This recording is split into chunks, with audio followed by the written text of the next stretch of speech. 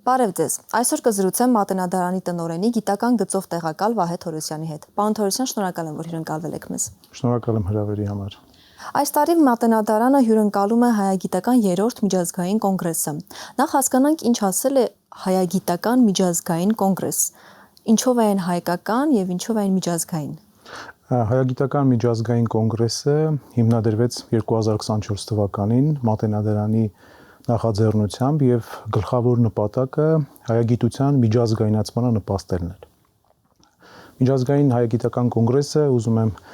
ի սկզբանե շեշտել, գիտաժողով չէ։ Այն հայագիտության միջազգայնացման ռազմավարության մշակման, ուղղությունների ճշգրտման եւ քննարկումների հարթակ է եւ արդեն 3-րդ անգամ Մատենադարանում պետք է հավաքվեն հայաստանյան գիտական, գիտակրթական հաստատությունների ներկայացուցիչները, որտեղ իրականացում են հայագիտական հետազոտություններ եւ արտերկրի հայագիտական հետազոտություններ իրականացնող կենտրոնները, եւ որ ամենակարևոր ձեռքբերումներից մեկն է հայագիտական միջազգային կոնգրեսի, դա հայ հոգեվոր ձեռագրական կենտրոնների ներկայացուցիչներն են, որտեղ պահվում են մեծ թվով հայերեն ձեռագրեր եւ հայագիտական միջազգային կոնգրեսի գլխավոր նպատակներից մեկն է այդ ժառանգության վերաիմաստավորումն է, ուսումնասիրումը, հանրահռչակումը, ինչն այլ կերպ քան հայագիտական ներուժի մեկտեղմամբ հնարավոր չէ եւ հայագիտական կոնգրեսը ունի հենց այդ գլխավոր նպատակը իմի բերել մեկ հարթակի շուրջ հավաքել հայագիտական հետազոտություններ իրականացնող կենտրոններին, անհատ հետազոտողներին արտերկրից, հայկական հաստատություններին հայաստանյան եւ որոշել հիմնական ուղղությունները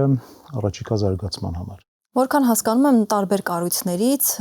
մասնագետները գալիս են, քննարկումներ են ունենում հայագիտության շուրջ, բայց այս տարիների ընթացքում ինչ արդյունքներ են գրանցվել։ Հայագիտական առաջին կոնգրեսը 2024 թվականին ուներ ճանաչողական բնույթ, այսինքն ներկայացուցիչները հատկապես արտերկրի ներկայացնում են իրենց ուրեմն կենտրոնները, հետազոտական նախագծերը, նախ անդրադարձ էր կատարվում այդ կենտրոնների պատմությանը, ապա ներկա վիճակին, ձեռքբերումներին, հրատարակություններին եւ չնայած այդ հանգամանքին հայագիտական առաջին կոնգրեսը արձանագրեց մեծ թվով խնդիրներ եւ այսպես մարտահրավերներ, որոնց առջեւ կանգնած էր միջազգային հայագիտությունը, այսպես ասած։ Դրանցից մեկը կնշեք։ Կարող է զարմանալի թվա, բայց այսպես միմյանց միջև կապի բացակայությունը, սերտ կապի բացակայությունը, անշուշտ կենտրոններ կան, որ իրար հետ տարբեր համագործակցություններ ունեն, տարբեր ծրագրերի շրջանակում, բայց մենք ականատես էինք լինում, որ եվրոպական եւ ամերիկյան, ուրեմն հայագիտական կենտրոնների ներկայացուցիչները հաճախ ոչ բոլորի, իհարկե առաջին անգամ էին իրենց տեսնում Մատենադարանում, նաեւ մեր հոգեվոր ձեռագրական կենտրոնների ներկայացուցիչները, որոնք պատասխանատուն են այնտեղ պահվող ձեռագրերի համար, կարծես առաջին անգամ էին հավաքվում Մատենադարանում արկա խնդիրները քննարկելու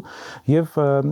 արդեն երկրորդ տարվա ընթացքում, երկրորդ հայագիտական միջազգային կոնգրեսի ընթացքում շեշտվեց այդ ուրեմն հայագիտական համացանցի ստեղծումը։ Դա անշուշտ 1-2 տարվա հարց չէ եւ այս անգամ եւս քննարկվելու է։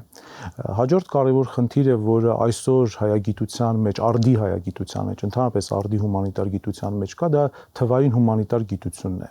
Այսինքն որքանով է հայագիտությունը այսօր պատրաստ օգտագործելու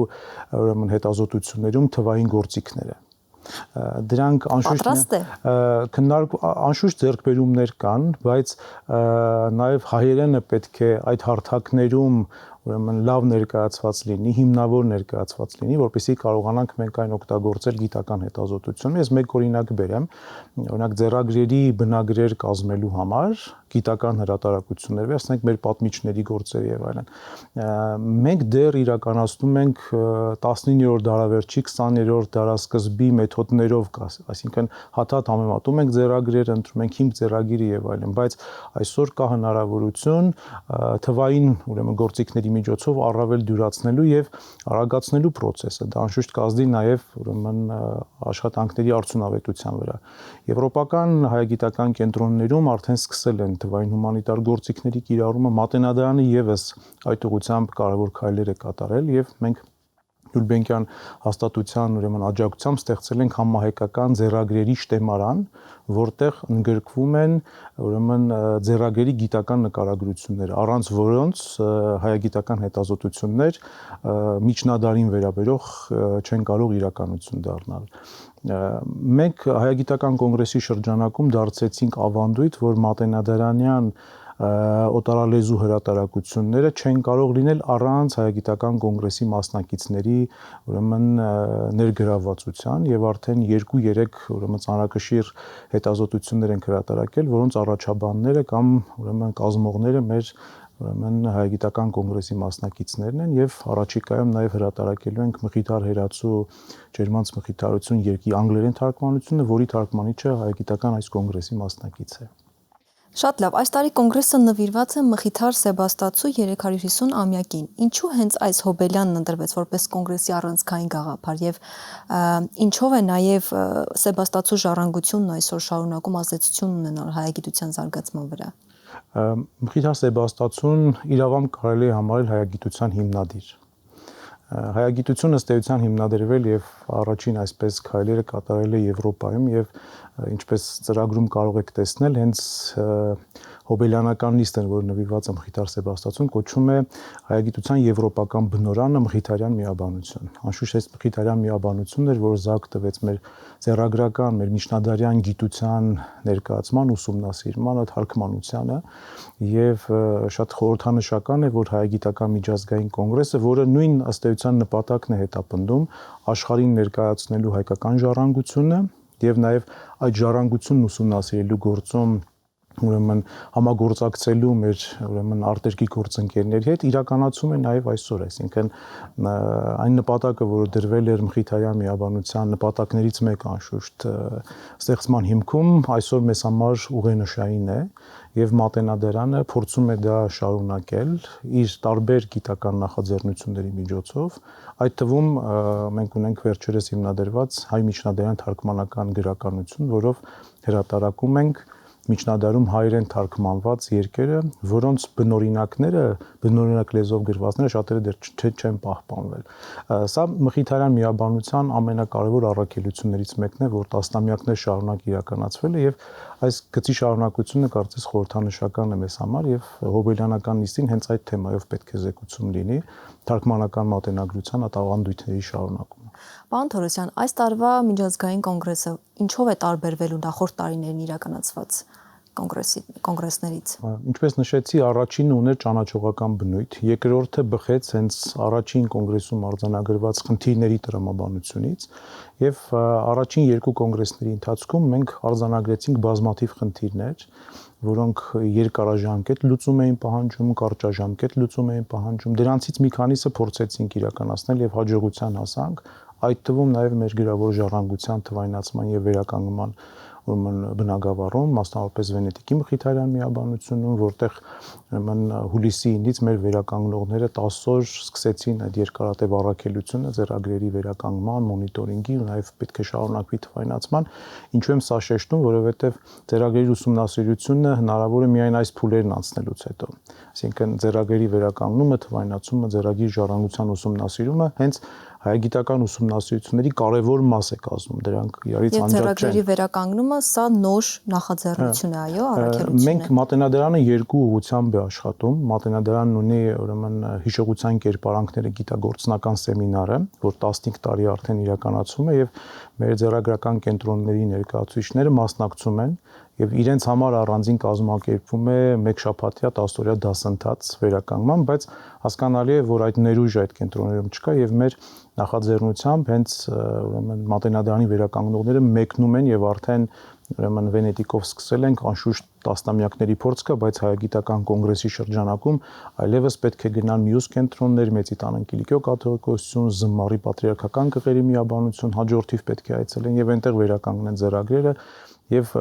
դրանով նաեւ բացեն դուռ հետազոտությունների համար։ Նաև խնդիրը հետևյալն է, որ Մատենադարանը խնդիրներն արձանագրելով անշուշտ բոլոր այդ խնդիրների լուծումը չի կարող տալ եւ կոնգրեսը ինքը դեռ խնդիրների արձանագրման ուրեմն հարթակ էր։ Դրա համար մենք կրթության, գիտության, մշակույթի եւ սպորտի նախարարության հետ քննարկելով Բարձրագույն կրթության եւ գիտության կոմիտեի եւ հայաստանյան մեր ուրեմն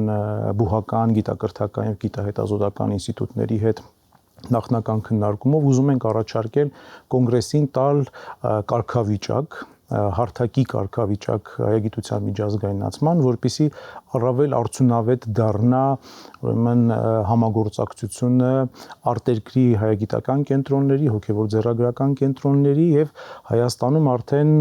գիտական հաստատությունների եւ պետական հաստատությունների միջեւ։ Հատուկ կարգավիճակ ասելով նկատի ունեք ավելի գործնական։ Ավելի գործնական, որպեսզի մենք կարողանանք ունենանք մանդատ արձանագրված խնդիրները բարձրաձայնել եւ փորձել դրանց լուծումներ գտնել։ Կոնգրեսը անշուշտ միայն Մատենադարանի եւ գիտակրթական հաստատությունների միջև հարաբերությունների մասին չէ։ Եվ այս կարգավիճակով ել ավելի պետք է ընդլայնվի նրա սահմանները, կընդգրկվեն հայաստանյան համալսարանները, գիտահետազոտական ինստիտուտները, որոնք ներկայացված են, եթե դուք ծրագիրը ուրեմն ծրագրին ծանոթանաք, բոլորը ըստ էության այնտեղ ունեն ելույթներ, ներկայացնելու են իրենց ուրեմն վերջին տարիների արդյունքները եւ կոնգրեսը պետք է դառնա հանդիպման վայր արտերկրի հայագիտական կենտրոնների եւ հայաստանյան հայագիտական կենտրոնների միջև եւ փաստորեն այստեղ պետք է քննարկվեն եւ համատեղ ծրագրեր մշակվեն, ինչպես Մատենադարանը արդեն 2-3 տարի է ինտենսիվ կերպով իրականացնում է եւ մեր նպատակն է, որ հայագիտական կոնգրեսի շրջանակը ընդլայնվի եւ այնտեղ ներգրաված լինեն հայագիտությամբ զբաղվող գիտակրթական եւ հետազոտական հաստատությունները թե Հայաստանի եւ թե արտերկրի։ Ինչպես գիտենք, 16 երկրներից առաջատար համալսարանների եւ գիտակրթական հաստատությունների ներկայացուցիչներ են ժամանելու, որպեսզի մասնակցեն կոնգրեսին, կամ արդեն ժամանել են։ Սա ինչ է ասում, արդյոք միջազգային ակադեմիական դաշտում հետաքրքրությունն է մեծացել հայագիտության նկատմամբ եւ արդյոք հայագիտությունը ընդլայնում է աշխարհագրությունը։ Հայագիտության աշխարհագրության ընդլայնումը անշուշտ արդեն իսկ ակնհայտ է, ակնառու է։ Դրա համար կան նաև պետական ծրագրեր եւ կոնգրեսը նաև հենց այդ ծրագրի մի մասն է։ Ես ընդհանրապես այսպես փոքր տվյալ կուզենամ ձեզ ասել, որ արդեն երրորդ անգամ, երբ որ մենք հայտարարեցինք հայագիտական կոնգրեսի մասին, մեր արտերկրի գործընկերներին ուղարկեցինք հրավերը, մի քանի օրվա ընթացքում ստացանք ուրեմն դրական արձագանք եւ այս մասնակիցները ընդհանրապես 1-2 շաբաթվա ընթացքում ինչը շատ հազվադեպ է տեղի ունենում, անմիջապես ուրեմն դրականորեն արձագանքեցին, ինչը ցույց է տալիս, որ կոնգրեսը պահանջված է եւ մեծ հետաքրքրություն կա հայագիտական կոնգրեսի նկատմամբ եւ ասեմ ձեզ, որ Հայագիտական կոնգրեսից հետո Մատենադարանյան, ուրեմն Մատենադարանի գիտնականների գործուղումների ընթացքում, արտերկրի մեր հայագետների հետ շփման ընթացքում մենք անընդհատ խոսում ենք կոնգրեսի մասին, ուզում ենք լսել նրանց առաջարկությունները եւ առանձնահատուկ կարգավիճակը, որ հայցում են կոնգրեսի համար, նախատեսում է նաեւ ներկայացուցիչների խորհուրդ, որտեղ պետք է ընդգրկվեն նաեւ մեր արտերկրի հայագիտական կենտրոնների ներկայացուցիչները համատեղ օրակարգը որոշելու առաջիկա ծրագրերին եւ նախաձեռնությունների։ Այս անգամ հնչելու է նաև առաջարկ կոնգրեսի շրջանակներում գիտաժողովներ կազմակերպելու, որովհետև նաև մեր շրջանում սխալ ընկալում կա, որ կոնգրեսը գիտաժողով է, մեկ-մեկ այդպես էլ են կոչում գիտաժողով, բայց արդեն իսկ կա ընկալում, որ կոնգրեսը հենց հայագիտության խնդիրները քննարկելու հարթակ է, բայց մենք ուզում ենք օգտագործել այդ հարթակը գիտաժողովների, աշխատաժողովների կազմակերպման, որովհետև հենց այս հարթակի միջոցով մենք կարող ենք նախանշել այն հիմնական ակտուալ թեմաները հայագիտության, որոնք այսօր կարոտ են ուսումնասիրությունների։ Եվ ինչպես առաջին, երկրորդ, երրորդ անգամ եւս շուրջ 16-ից 20 ուրեմն երկրներից Հայաստան են ժամանում 4 տասնյակ ուրեմն գիտնականներ, նրանք բոլորը հայ չեն։ Մի մասը հայ են, բայց մեծ մասը օտարերկրացի են եւ այսպես ավանդաբար անշուշտ եվրոպական կենտրոններում հայագիտությունը զարգացած է եղել եւ գրավիչ է եւ այս իմաստով նաեւ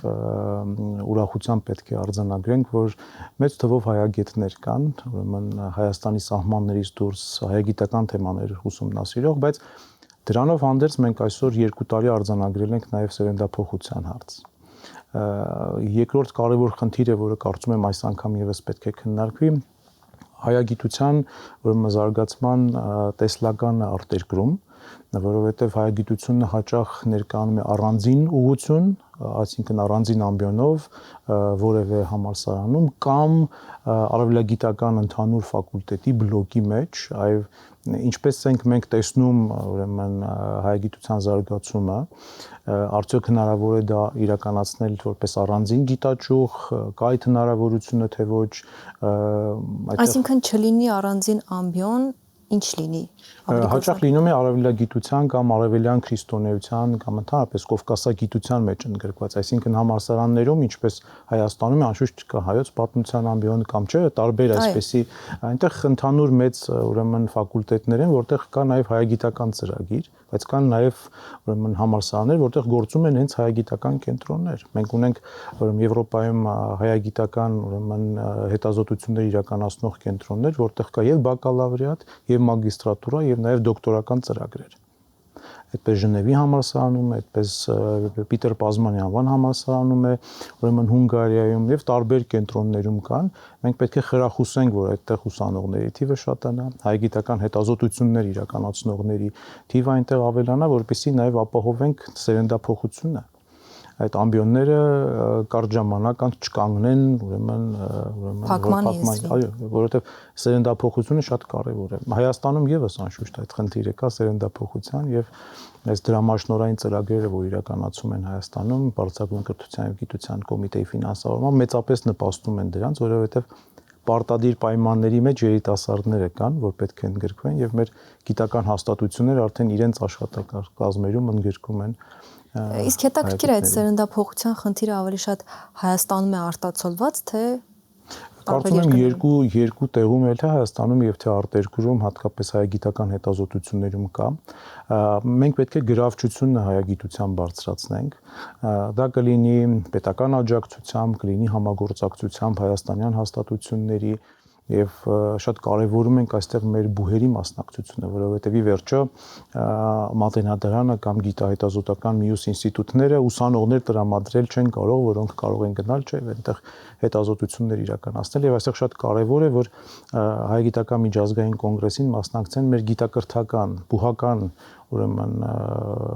կենտրոնների ներկայացուցիչները եւ դրանց հետ քննարկումներ ունենան։ Մատենադարանը այդ հնարավորություն ունի ենթակառուցվածքային եւ մենք շատ ուրախ կլինենք, որ Մատենադարանի տրամադրած այսպես հարթակում առանձին արդեն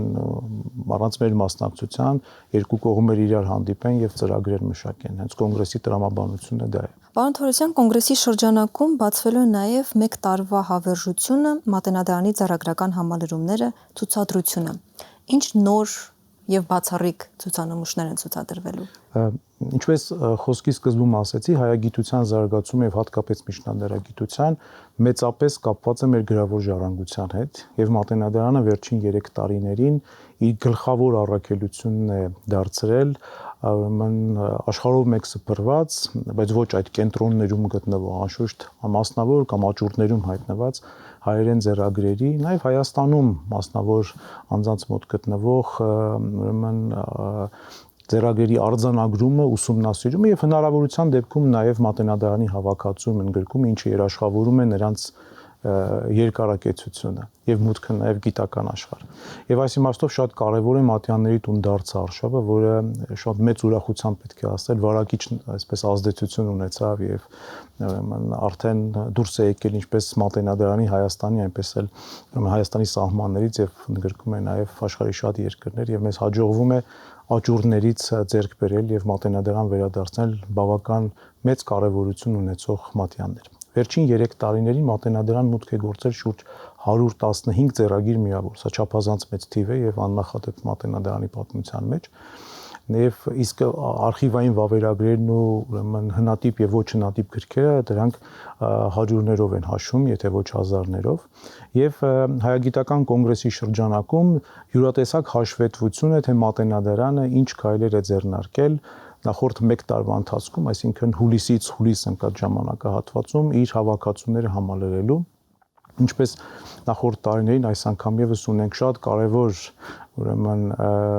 ձեռքբերումներ, դրանցից հիշատակության արժանի, անշուշտ բոլորը արժանի են հիշատակության, բայց ժամանակի այսպես սղության պատճառով նշեմ Սարգիս շնորհալու կաթողիկե թղթերի մեկնությունը, որը ավստրիական աճուրդից մեզ հաջողվեց դուրս բերել, ամիսներ շարունակ զարմանալի եւ ուրախությամբ պետք է ասենք, որ սպասեցին մինչեւ Մատենադարանը միջոցներ կգտնի եւ կառավարությունը Հայաստան Հանրապետության տրամադրեց միջոցներ եւ մենք կարողացանք այդ մատյանը բերել Հայաստան։ Խորհրդանշական էր այն իմաստով, որ մեկ թերթը Մատենադարանում էր։ Եվ մենք ունենք այսպես կարգախոս, եթե մեկ թերթի թիկունքում պետությունն է, ապա ամբողջ ծրագիրը պետք է գա եւ միանա մատյանին եւ առանձնահատուկ կերպով ցուցադրվելու է մատյանը եւ թերթը առանձին, որոնք այլևս միասին են։ Շատ կարեւոր է հատկապես արտերկրում աճուրդներում վաճառված ուրեմն ձեռագրերի ձեռքբերումը։ Դրանք հաճախ գնում են անհայտ ուղղություններով եւ մենք չգիտենք որտեղ են հայտնվում։ Եթե թանգարաններում են լինում, դառնում են հասանելի, եթե մասնավոր հավաքածուներում կարծես ուրեմն տեսադաշտից դուրս են գալիս եւ այս տարի մենք մի գիրք հրատարակեցինք ձեռագրացուցակ աճուրդում վաճառված ձեռագրերի։ Բրիտանական գրադարանում տասնամյակներ շարունակ աշխատած մեր հայագետ հոգևորականներից Վրեժ Քահանա Ներսեսյանը կազմել էր այդ նկարագրությունը եւ Մատենադարանը հրատարակեց։ Սա այսպես մենք հաճախ տխրությամբ ենք դա ասում, որովհետեւ այդ ձեռագրերի մեծագույն մասը այլևս անհասանելի է։ Թանգարաններում հայտնվածները կրկնեմ հասանելի են, բայց շատ կարեւոր է այդ աճուրդներից վերադարձը եւ այս անգամ Սամուելյան գրադարանի ուրեմն աճուրդի դրված ձեռագրերից 5-ը Կերոն հիմնադրամի միջոցով գնվել եւ այլևս Հայաստանում են, քիչ առաջ առիթ ունեցանք տեսնելու եւ ձեռագրերից մեկը շնորհակալությամբ պետք է ասենք, որ վաղը հանդիսավոր կերպով պետք է նվիրաբերվի Մատենադարանին, բայց սա միակ նվիրատվությունը չէ, ուրախությամբ կրկին նշեմ, եւս 2 նվիրատվություն մենք պետք է ունենանք, նաեւ Սամուելյան նորից ուրեմն գրադարանի աճուրդից գրքեր են գնվել, ուրեմն որոնք կրկին վաղը 1 տարվա հավերժությունը ցուցադրության շրջանակում կնվիրաբերվեն Մատենադարանին եւ ցուցադրությունը ամիսներ կտևի Մատենադարանում եւ յուրատեսակ հաշվետվություն կլինի մեր գործունեությանը։ Պարոն Թորոսյան, Մատենադարանը հաճախ ընկալվում է որպես ձեռագրերի պահոց, չնայած այն նաև գիտական եւ հետազոտական կենտրոն է արդեն այսօր, բայց փաստորեն կարող ենք ասել, որ միջազգային համագործակցության տեսանկյունից այն արդեն եւս կարևոր դեր ունի։ Կարող ենք ասել, որ Մատենադարանի ռազմավարությունն է նաև փոխվել այս տեսանկյունից։ Իհարկե, ռազմավարությունը փոխվել է։ Մատենադարանը միայն Մատենադարանի շենքը եւ ինչպես ընդունված է արդեն ասել ավանդաբար Մատենադարանի աշխատակիցները չեն։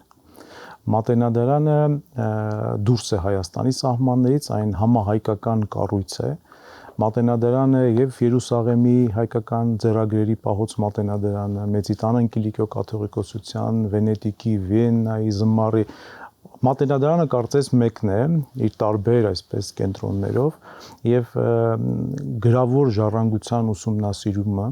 նախ եւ առաջ վերականգնումը, պահպանումը, ուսումնասիրումը ու հանրահռչակումն են դարձել մեր այս բոլոր կենտրոնների գլխավոր առաքելությունը եւ Մատենադարանը անշուշտ իր կարգավիճակով գիտահետազոտական ինստիտուտ է, որի ներուժը պետք է ծառայեցվի ոչ միայն մեր պահոցներում, Մատենադարանի պահոցներում արկա այդ հազարավոր ձեռագրերի ուսումնասիրման, այլև նշածս կենտրոններում եւ նրա սահում նաեւ այդ կենտրոններից դուրս գտնվող ձեռագրերի ուսումնասիրման, ինչը մենք հիմա կատարում ենք։